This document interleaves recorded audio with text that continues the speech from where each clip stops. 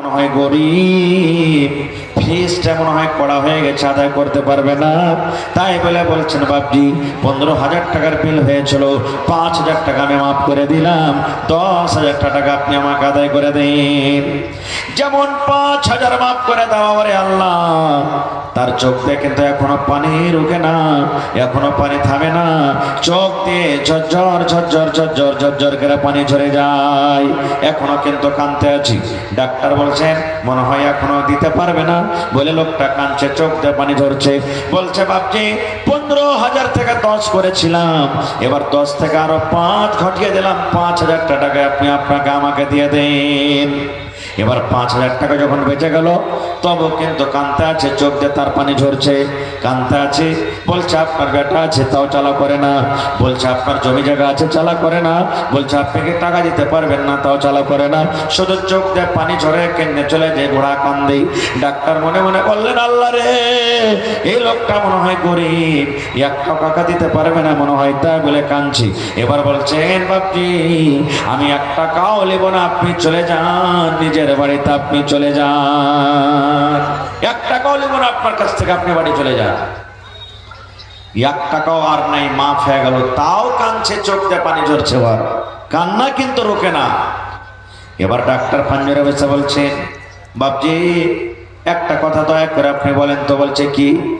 বলছে রে আল্লাহর বান্দা 15,000 টাকা থেকে আমি মাফ করতে করতে করতে করতে সমস্ত টাকাকে আমি মাফ করে দিলাম, 1 টাকা আমি চাই না, তবু কাঁদছেন, চোখে পানি কেন? একটু এর মতলবটা আমি কি বুঝতে পারি? এই চোখে পানি আসার কারণটা কি দয়া করে একটু আমাকে বলবেন না? কেন আপনি কান্দেন, কান্দার কারণটা কি? এবার পড়া তখন হেঁচে তুলে তুলে কাঁদছে, বলছেন এই ডাক্তার আমাকে আল্লাহ রাব্বুল আলামিন মাল দিয়েছে, জমিন দিয়েছে, দানা দিয়েছে, পানি দিয়েছি, বাড়ি ঘর সব আছে, আজকে 15,000 নয় রে, যদি 50,000 টাকা হতে গেলে আমি বিল দিতে পারবো, আল্লাহ আমাকে এতখানি ক্ষমতা দিয়েছেন। এবার ডাক্তার বলছেন তাহলে কেন কাঁদছেন, কান্দার কারণটা কি, কেন আপনি কাঁদছেন? এবার বুড়া বলছেন ডাক্তার বাবু এই জন্য আমি কান্দি, আজ আমি আপনার হসপিটালে 12 ঘন্টা থাকলাম, আমার শ্বাস নিতে অসুবিধা হচ্ছিল, 12 ঘন্টা আপনার হসপিটালে থাকলাম, এই 12 ঘন্টার চার্জ হলো 15,000 টাকা। 15,000 টাকা আপনি আমার বিল করলেন, 15,000 টাকা আপনাকে আদায় করতে হবে।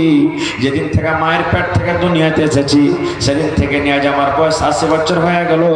ওরে আল্লাহ, আল্লাহ যদি কিয়ামতের দিন আমাকে বলে বান্দা রে নামাজের হিসাবটা তুই পরে দিস রে বান্দা, নামাজ পড়েছিস কি পড়েছিস হিসাবটা পরে দিস, রোজা রেখেছিস কি রাখিস হিসাবটা পরে দিস, দান করেছিস কি করিস নি পরে হিসাব দিস রে বান্দা। আল্লাহ বলেন বান্দা রে যাকাত দিয়েছিলে কি দিস নি হিসাবটা পরে দিস, বান্দা রে জেনার গুনাহ থেকে বেঁচেছিলে কি বাঁচনি হিসাবটা পরে দিস, বান্দা রে মদ পান করেছিলে কি করিস নি হিসাবটা বন্ধ করে দিস। এই আমার বান্দা হাতের হিসাবটা পরে দিস, বান্দা রে চোখের হিসাবটা তুই পরে দিস, পায়ের হিসাবটা পরে দিস।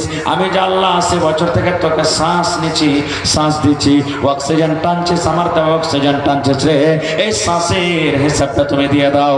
ডাক্তার বাবু যদি 12 ঘন্টাতে 15,000 টাকা আমাকে আদায় করতে হয়, আর যে আল্লাহ আমাকে 80 বছর থেকে আল্লাহ রাব্বুল আলামিন আমাকে শ্বাস নেওয়ার তৌফিক দিয়েছেন, জীবনে 1 টাকা আমার কাছে চাইনি, 1 টাকা চাইনি, সে আল্লাহর কাছে এই শ্বাসের হিসাবটা আমি কেমন করে দেব? নারে তাকবীর! এই জন্য আমি কান্দি। আহা হা হা, দান আসতে শুরু হয়ে গেছে ভাই। ইচ্ছা ছিল যে কিছু বলবো আপনাদের সামনে আজকে, কিন্তু যখন দান আসছে তো ওয়াজ করা হয় না ভাই। মুখিয়াজি চলে গেছেন নাকি? মুখিয়াজি চলে গেছেন? কই মুখিয়াজি? সালাম হয়ে গেছে? মাশাআল্লাহ মাশাআল্লাহ মাশাআল্লাহ। এই দেখেন দান আসতে শুরু হয়ে গেছে। টাকাটা হলো একটা খুব বড় নিয়ামত। এই যে আল্লাহ টাকা দিয়েছেন, টাকাটা খুব বড় নিয়ামত। সুবহানাল্লাহ, নিয়ামত এত। আল্লাহ যে আমাকে বেটি দান করেছেন, বেটিটা একটা নিয়ামত। যে বেটি আজকে আমার বাড়িতে হতে গেলে বোঝ হয়ে যায়, যে বেটি আমার বাড়িতে হতে গেলে লোকের সামনে মুখ দেখাতে পারি না, আল্লাহর কাছে কান্দে কান্দে দোয়া করি আল্লাহ কেনে বেটি দিলে, বেটা কেনে দিলেন আল্লাহ। আর বেটা যদি হয়ে যায় মুখে মুছে তাল দেবার বলবে যে 3 লাখ টাকার টিকিট ফেঁসে গেছে, এটাই আমরা করি। সুবহানাল্লাহ। তো আমার মুখিয়াজি সাহেব কি নামটা?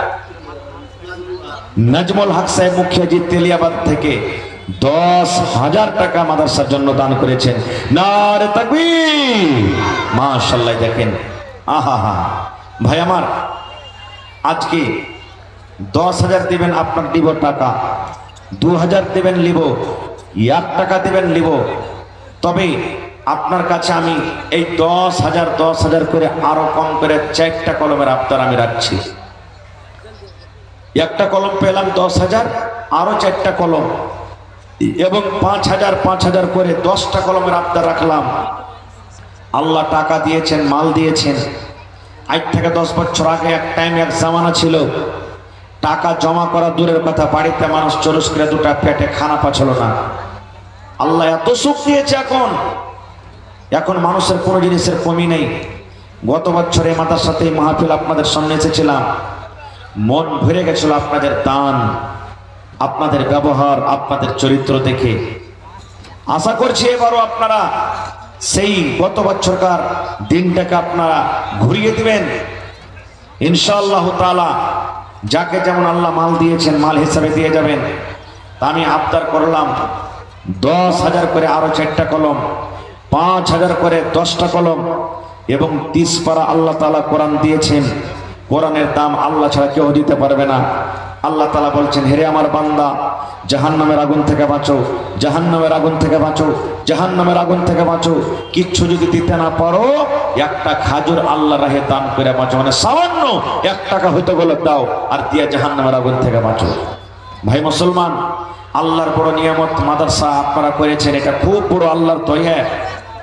আপনার দেওয়া টাকাতে যদি কোনো একটা গরিবের বাচ্চা, কোনো একটা আল্লাহর বান্দা যদি পড়া মানুষ হয়ে যায়, কামিয়াব হয়ে যায়,